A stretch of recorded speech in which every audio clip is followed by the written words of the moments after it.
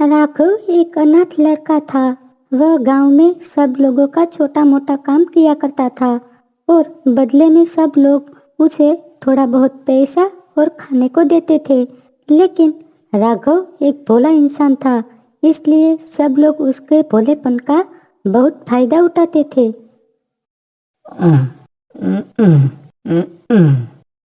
ये लीजिए विनोद जी, आपके 15 पेटी आम यहाँ रख दिए हैं। हाँ ठीक है ठीक है, ये लो तुम्हारे 30 रुपये। और ये रोकी कहाँ गया? मैंने उसे कहा था यहाँ ध्यान रखने को, पता नहीं ये लड़का कहाँ गया है। यूं कोई दुकान को अकेला छोड़कर जाता है भला, ये लड़का बिना। विनोद जी, क्या एक गिलास आमरस मिलेगा? इतने सारे बक्से उठा के बहुत थक गया हूँ और बहुत प्यास भी लगी है। हाँ क्यों नहीं, यह आमरस में बेचने के लिए ही तो बनाता हूँ। एक गिलास का 30 रुपया है, क्या पीना चाहोगे तुम? क्या मतलब? मेरे पास तो 30 रुपये ही है। अगर मैं इसका आमरस पी लूँगा तो फिर पूरे दिन क्या करूँगा? मेरे ख्याल से मुझे यह आमरस नहीं पीना चाहिए। क्या हुआ राघव, आमरस नहीं पीना? किस विचार में पड़ गए हो?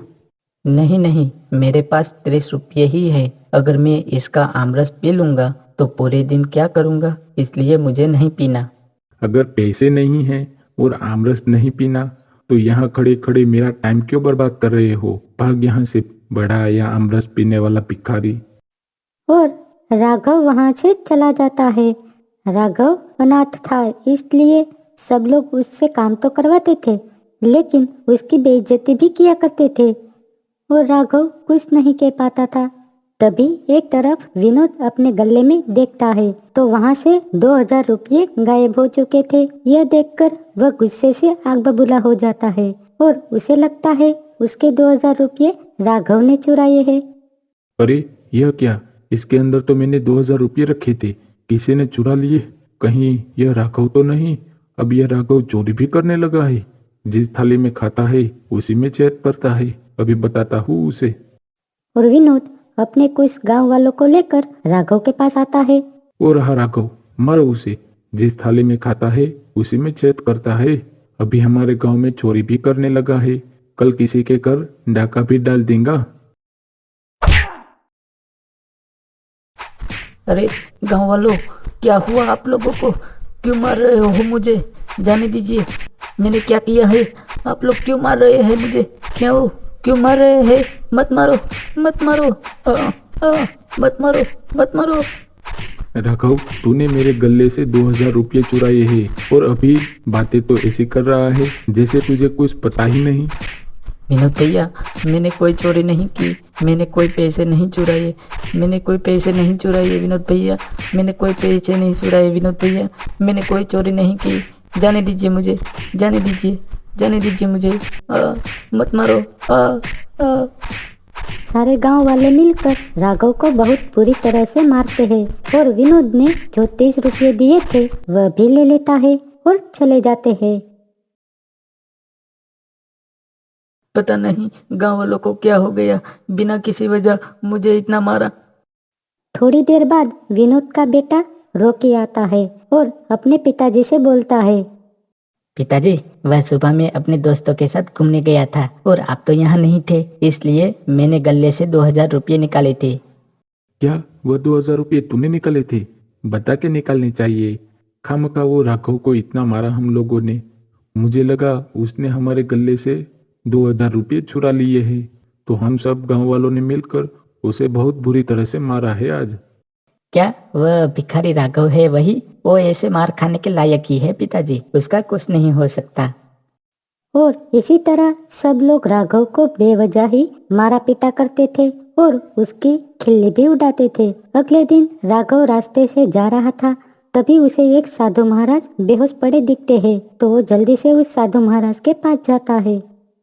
अरे, यह साधु महाराज तो बेहोश पड़े हैं, लगता है इसे जल्दी से पानी पिलाना पड़ेगा। और राघव जल्दी से कुएं से पानी निकाल के लाता है। ये लीजिए बाबा जी, जल्दी से पानी पी लीजिए। राघव बाबा को पानी पिलाता है और थोड़ा पानी उस पे छिड़कता है, तो वह होश में आ जाते हैं और राघव से बोलते हैं। कौन हो तुम और यहाँ क्या कर रहे हो? और मुझे क्या हुआ है? साधु बाबा, गर्मी होने की वजह से आप बेहोश होकर जमीन पर गिर गए थे और मैंने पास के कुएं से पानी निकालकर आप पर छिड़का और थोड़ा पिलाया तो आप होश में आ गए। तुमने बहुत अच्छा किया बेटा, तुम्हारा बहुत बहुत धन्यवाद। महाराज, इसमें धन्यवाद कैसा, ये तो मेरा फर्ज था। पर बेटा, यह तुम्हारे साथ क्या हुआ? तुम्हें इतनी सारी चोट कहाँ से लगी है? और तब राघव उसे सारी बात बताता है कि कैसे उसे गांव वालों ने मिलकर मारा था। ये सुनकर साधु महाराज राघव से कहते हैं, राघव बेटा, तुमने मेरी मदद की है। मैं तुम्हें यह कमंडल देता हूँ, इसमें से आमरस निकलेगा। तुम जितना चाहो उतना और जब चाहो तब इसमें से आमरस पी सकते हो। राघव ये कमंडल पाके बहुत खुश हो जाता है और जी भर के आमरस पीता है और वह अपने साथ दूसरे लोगों को भी आमरस पिलाता था। और तभी विनोद का बेटा रॉकी राघव को जादुई कमंडल से आमरस पीता देख लेता है और वह अपने पिताजी के पास जाके सारी बात बताता है। क्या जादुई कमंडल? और उस भिखारी राघव के पास? हमें गांव वालों से बात करके उस कमंडल को उस भिखारी के पास से ले लेना चाहिए। और विनोद गांव वालों को इकट्ठा करके सारी बात बताता है।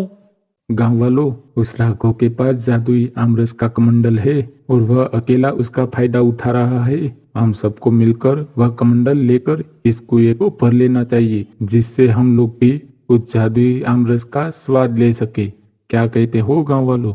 क्या आप मेरी बात से सहमत हो? गांव में सब लोग लालची तो थे ही, वह लोग आपस में बातें करते हैं और सब लोग विनोद के हाँ में हाँ मिलाते हैं और राघव के पास से वह कमंडल लेने की बात करते हैं। फिर वह सब लोग राघव को बुलाकर उसके पास से कमंडल छीन लेते हैं। यह क्या कर रहे हो तुम लोग? छोड़ो छोड़ो मुझे, वह कमंडल मेरा है, वह मुझे दिया था उस साधु महाराज ने, मुझे वापस दे दो, छोड़ो। यह कमंडल तुम्हारा था, अब ये पूरे गांव वालों का है। गांव वालों, इसे निकालो यहाँ से। और सब लोग मिलकर राघव को वहां से निकाल देते हैं और फिर विनोद एक खाली पड़े कुएं में जादुई कमंडल से आमरस भर लेता है और पूरा कुआं आमरस से भर जाता है। फिर सब लोग बड़े मजे से आमरस पीते हैं और राघव रोता रोता साधु महाराज के पास जाता है और सारी बात बताता है। राघव, तुम फिक्र मत करो, कुछ दिनों के लिए तुम यहीं रुक जाओ, सारी मुसीबत अपने आप ही ठीक हो जाएगी। और राघव साधु महाराज के पास ही रुक जाता है। और अगले दिन गांव में सारे कुएं आमरस से भरे थे, सारा पीने का पानी आमरस बन गया था। यह देखकर सब लोग बहुत घबरा जाते हैं और इधर उधर देखने लगते हैं, लेकिन जहाँ जहाँ पानी स्टोर किया था वहाँ अब आमरस ही था और सब लोग इकट्ठा हो जाते हैं। अरे विनोद, ये क्या हो गया? गांव में से सारा पीने का पानी गायब हो गया है और सब जगह आमरस भरा है। बिना पानी के हम लोग खेती कैसे करेंगे? और नहाने के लिए, कपड़े धोने के लिए कहीं पर पानी नहीं बचा, यहाँ तक कि पीने का पानी भी नहीं बचा। यहाँ हम आमरस पीकर कितना दिन निकालेंगे? सब लोग आपस में बात कर ही रहे थे कि तभी वहाँ गांव का मुखिया आता है और सबको डांट लगाते हुए बोलता है, देखा गांव वालों, आज तुम सब लोगों की लालच की वजह से पूरे गांव के कुएं में आमरस भर गया है। तुम लोगों ने मिलकर बेचारे भोले राघव के साथ बहुत बुरा किया है और इसी का परिणाम है यह। मुखिया जी, हम सबसे बहुत बड़ी गलती हो गई है जो हम इस विनोद की बात में आ गए। हमें माफ कर दीजिए और इसका कोई हल निकालिए, वरना हमारी सारी फसल जल जाएगी। इसलिए अब आप ही हमारी मदद कर सकते हैं। अरे, मुझसे माफी मांग के क्या काम है? माफी तो तुम लोग उससे मांगो जिसके साथ तुम लोगों ने बुरा किया है, वही हम सबको बचा सकता है। चलो हम सब मिलकर राघव को ढूंढने जाते हैं। और सब लोग राघव को ढूंढते ढूंढते उसके पास आते हैं और राघव से अपने किए के माफी मांगते हैं और साथ ही साधु महाराज से भी माफी मांगते हैं और उन्हें इस मुसीबत से बचाने के लिए कहते हैं। और तब गांव वालों को अपनी गलती का एहसास हो गया है।